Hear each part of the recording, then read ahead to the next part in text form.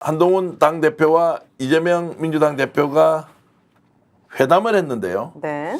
회담의 성적표를 놓고 갑론을박이 오갑니다. 야, 결과 별로 없었다. 이거 뭐야?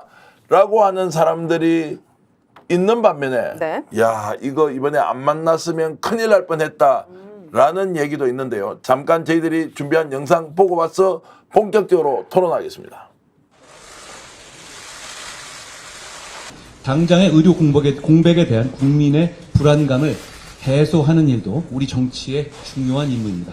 당대표로서 의료개혁의 본질과 동력을 그대로 유지하면서도 당장의 국민들의 염려와 불안감을 해소하기 위해서 더욱 노력하겠다는 약속을 드립니다. 그리고 이제 회담에는 공식 의제라고 하는 게 있게 마련인데 의료대란을 공식 의제에서 빼자고 아마 얘기가 된 것 같습니다. 참 안타깝다는 생각을 합니다.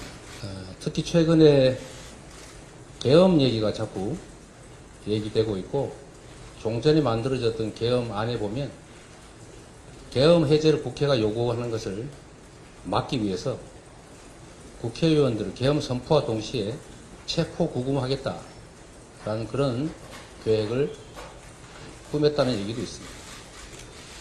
이거 완벽한 독재국가 아닙니까? 이런 문제에 대해서도 우리가 오히려 더 심각하게 고민해야 됩니다. 와. 자, 지금 이제 여야 대표가 했던 말 둘 다 굉장히 큰 의미가 있어서 좀 따져봐야 되는데 일단 한동훈 얘기부터 좀 하겠습니다. 네. 의료 대란 문제는 얘기를 하지 않기로 했는데 자, 본인이 스스로 먼저 의견을 낼 때는 의료단을 꺼내버렸습니다. 오. 자, 이게 이제 무슨 의미냐? 용산은 지금 의료단은 전혀 없다고 하지 않습니까? 네. 그러면 한동훈의 자 반항? 뭐 좀 이상합니다. 반항이라는 표현이. 한동훈의 자기 할 말, 대통령과 다른 생각, 이 부분 일단 김갑수 선생님 어떻게 봐야 되겠습니까? 모두가 아는 것처럼 저 한동훈이라는 사람, 그 캐릭터 자체는 굉장히 가소롭고 저열하고 또 수준 낮아서 쳐다보면 한숨이 나오죠. 근데 다만 저 사람의 뒤에 이제 대통령 권력이라는 백업이 있어서 상당히 동향을 주시했는데 지금 그게 아니라는 거잖아요. 공중에 동동 떠 있는 거잖아요. 그러니까 저는 그 국힘당은 이 윤석열 정부 등장 이후에 당으로서 인정이 안 돼요. 그러니까 당의 형색을 갖추고서 뭐 활동을 하는만 그냥 여당의 파워는 다 검찰에, 그러니까 대통령 직계 라인에 검찰이 다 행사한다고 생각을 해요. 근데 지금 저 당의 형태를 띠고 저 한동훈 씨가 저렇게 뭐 이런저런 그 멋스러운 발언하고 뭐 키높이 구두 신고 뭐 까꿍하고 하는 그런 걸 보면 약간 뭐라 그럴까 그 자부심이라 그럴까 우리가 적어도 저런 사람한테 끌려가지는 않겠지 하고 우리가 신뢰하는 이 야권 지도자에 대한 새로운 마음도 들고요. 그런데 저기서 당장 지금 전기환 선생님 질문에 요지를 제가 잘 파악을 못하고 지금 말하는 중인데 그냥 한마디만 보태면요. 분명히 여권 내에 대통령과 당대표 자신의 권력 게임에서 의료 대란을 피해 가야만 자기 입지가 있는 상황에서도 네. 카메라가 들이대니까 못 참고 뭐라도 얘기하게 되는 저 얕은 성정, 네. 저 정치력 없음, 또 앞뒤 이것을 헤아려서 할 수 있는 그런 신모 원려의 능력 부재 이런 것들이 적나라하게 보인 모습이 아닌가. 네. 그러면은 치고 나갈 수도 없고 그렇다고 해서 숨을 수도 없으니 어중간한 스탠스로 일단 한 얘기다. 이렇게 이제 이해를 하면 되겠습니까? 마이크가 당장 있는데 그 얘기 피하면 너무 이상하거든. 근데 네. 사실은 노련한 사람은 무조건 피합니다. 예. 딴 얘기로 그 시간을 메꾸죠. 네. 근데 항상 그 인기에 목말라 있는 모습이 너무나 눈에 뵈지 않습니까? 이 김태형이라고 사회심리학 박사가 잘 얘기해서 그 개인의 캐릭터를 잘 아주 그분만큼 정통하게 설명하는 게 없어요. 그러니까 아주 얕은 어린애가 이 공부하는 꾀가 있어서 이 20대 검사 권력 잡고서 계속 반박받아보지 않은 채 그리고 자기 승진으로는 자기 보스한테 아주 맹종한 게 아니라 사실 조정한 거죠. 윤석열을 자기가 조정해 왔다고 그래서 대통령까지 만들었다고 생각해서 기고만장하다 지금 흠고 다친 상황인데 너무너무 수준 낮은 저 행태를 보면서 네.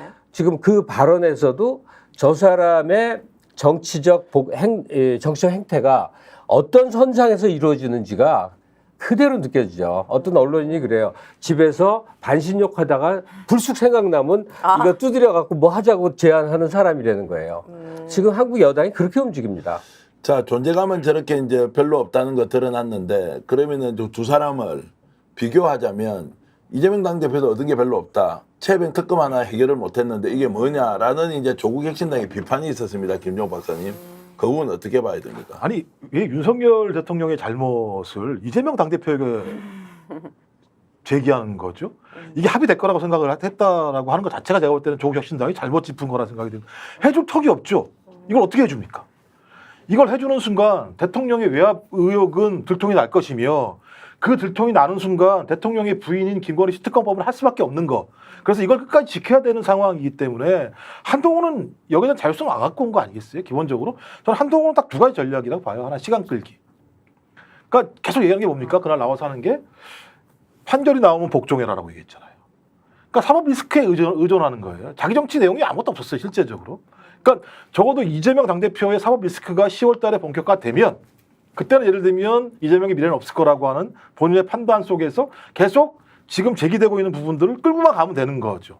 또 하나 끌고 가되 그냥 끌고 가는 게 아니라 적어도 자기의 또 이익을 얻어야 되니까 대통령과는 일정한 차별화를 할 수밖에 없다라고 생각하는 거예요. 그러니까 찔끔찔끔 얘기해요. 찔끔찔끔 얘기해요. 세상에 의료 대란을 얘기하면서 금투세가 더 중요하다고 얘기하는 한동훈 대표의 말이 됩니까? 내년에 벌어질 일이 엄청나니까 이거 꼭 해야 된다고 얘기하면서 지금 당장 벌어지는 문제와 관련해서 안 싸우는 여당 당대표가 뭘 할 수 있겠습니까? 그러니까 이런 것들을 가지고 저는 조국 혁신도 싸워야 되는 거예요. 거기를 조져야 되는 거죠. 근데 갑자기 이거 이렇게 얘기하는 건 저는 접근 자체가 잘못돼 있다. 아니 근데 지금 요 회담은 굉장히 잘된 일이라고 생각이 드는 게요. 이재명 대표가 노련하게 요 회담을 한마디로 요약하면 이 대표가 한동훈에게 내가 너 도와줄게 이거거든요. 근데 그게 내용이 뭐겠냐고요. 그러니까 전국을 관리하고 드라이브 하는 거지 않습니까? 거기에 실제로 얻어낸 게 있다 없다 얘기는 사실 논외인 거죠. 그 회담에서 얻어낼 수 있으면 이미 얻었지 뭐 그 되겠습니까? 그래서 저는 이번 회담 보면서 야, 두 가지를 정말 계속 해야 되는구나. 그러니까 이재명 대표가 정치 전면에 나서서 대통령과 회담하고 여당과 대표와 회담하고 하는 게 하나 있어야 되고 과거 위급할 때 YS가 더 위급할 때 DJ가 했던 전략을 쓰자. 세계 여론에 호소하는 거죠. 국제 언론에 무척 많이 나옵니다. 뉴욕타임즈랑 뭐 뉴스위크랑 또는 뭐 그러니까 해외 외신에서 한국 국내 내정의 심각한 문제들을 계속 얘기하는데 그때와 지금이 다른 게 뭐냐.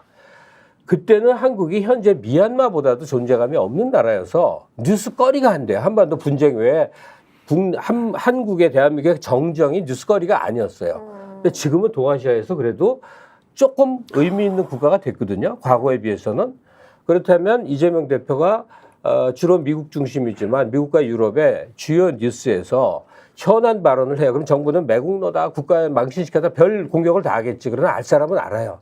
그래서 국내 정국에서 전면에 나서서 상황을 이끄는 리더의 역할을 명실상부하게 보여줬으면 하는 거. 네. 국제 정가라고 그럴까? 외신의 전면에서 한국 사회 현재 붕괴 과정에 대해서 얘기하고 인터뷰하고 발언하고 호소하고 하는 역할을 이 투트랙으로 열심히 좀 해줬으면 좋겠다. 스픽스는 말하는 언론입니다. 대세는 유튜브, 그중에서 스픽스.